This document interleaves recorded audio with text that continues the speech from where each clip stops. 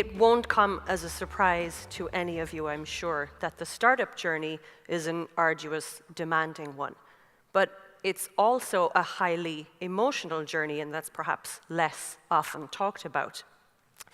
And it's often compared to the old adage of the emotional roller coaster, which is a massive understatement and actually does a disservice to startup founders, because with a roller coaster, you have the option to get off after the first round of several terrifying minutes, but not so much with your startup. You're in it for the long haul.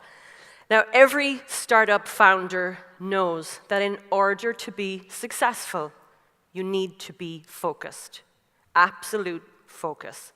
But in order to focus, you need quiet. You have to quieten the noise. Not the noise around you, not that of your environment. You have to quieten the noise inside your head, because it can get pretty noisy in there. It can be very overwhelming, and there's a constant battle for your attention, your thoughts, your emotions, and it can be pretty chaotic. So you have to focus, you have to quieten the noise. And in order to do so, I've learned over the years some very basic rules for survival, kind of like tips for survival. And I shared these 7 rules for survival with you as I would suggest them as a minimum. Every entrepreneur is going to have something else to add to this that works for them. But these ones have helped me and our team over the years as we've been building our startup. First up, your passion is your purpose. Without absolute passion and conviction, you're wasting your time, and frankly, that of everybody else. Because as a startup founder, nobody else will ever be as passionate about what you're doing, or what you're building, for that matter, as you are. So, passion is key to what you do. It's emotional, it's that spark, it's the magic. It's the magic formula that helps drive you and aligns everybody together. And if you can leverage that passion, what you'll find is that the converse actually becomes true as well. The converse being that then your purpose becomes your passion. Now, as Anne mentioned, my passion was always languages. I studied languages at UCC, and I've lived and worked in 7 different countries. And my last full-time job, before I had the mad notion to build a startup, was an executive role in Portugal. And I moved to the country not speaking a word of Portuguese, so first order of business was to hire a tutor. And this very nice lady shows up on day 1, and she came in with a textbook. And she insisted on following this path. This is how she worked, this was how she taught the language. And on the first day, she wanted to teach me how to say, I like cats, and I have 4 brothers. So, 2 things about that. First of all, it's not necessarily true. Not that I have anything against cats, but I have 1 brother, not 4. But secondly, when was this ever going to be of any use for me? It was a useless statement. It was a complete waste of my time. It was frustrating. So I decided, okay, I'll figure out how to learn some Portuguese on in my own way, in my own time. But right then and there, the seed was sown for Smidgen. The second rule is to be authentic, because people relate to real people. They respond to real people and real stories. Sales jargon is crass. Honesty is jarring. And if you're solving your own problem as a founder, then you know it's a real problem. And if you can solve that problem for yourself and figure out a way to apply that to everybody else who has that same problem, then you know that you're building an authentic solution. And as we started to build Smidgen, we did a ton of competitive research, obviously, and all the competitors.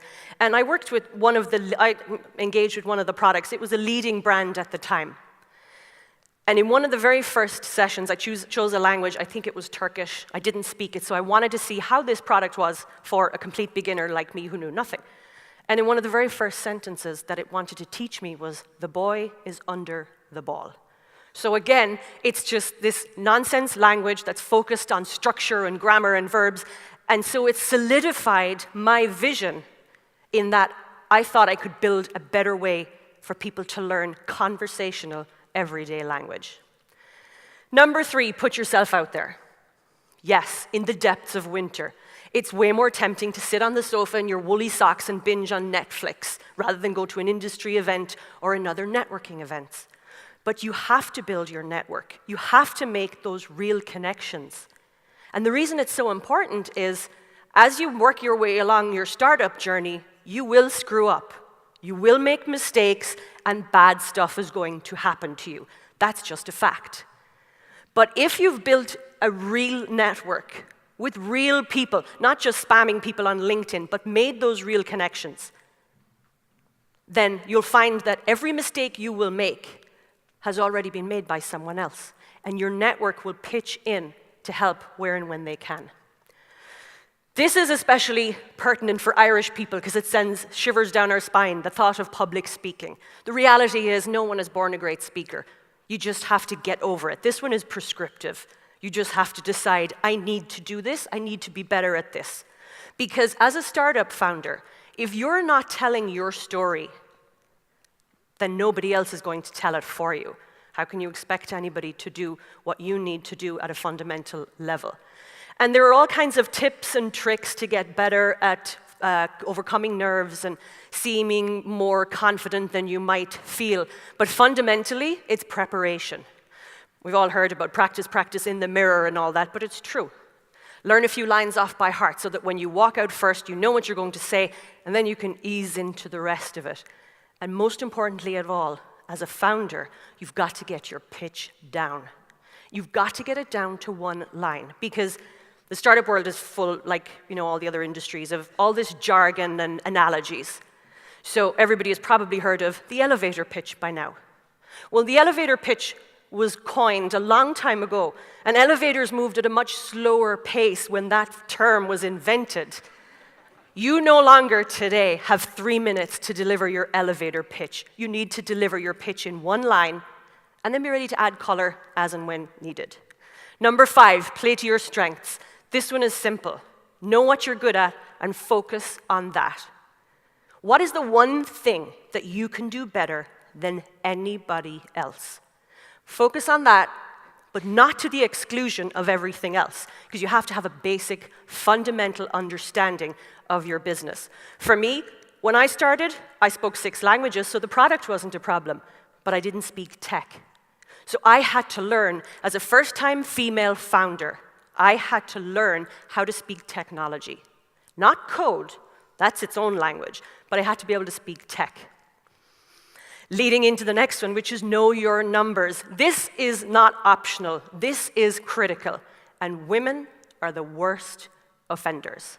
We don't like to talk about money and numbers and figures, but you need to have an understanding and be able to talk about numbers, finance, fundraising, valuations, and understand the implications that the metrics and the data have for your business. Might not be your favorite topic, but again, you've got to learn to speak the language because this is the language that investors speak. And if you can talk numbers, you will inspire a ton of confidence in those investor conversations if you go the funding route.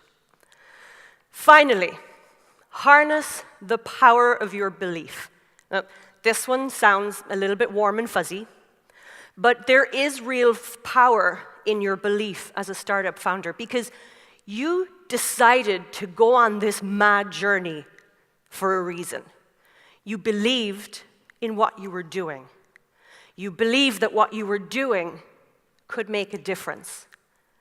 And so don't underestimate the power of your belief. It's your currency, it's your foundation, it aligns your team, and it fuels your vision.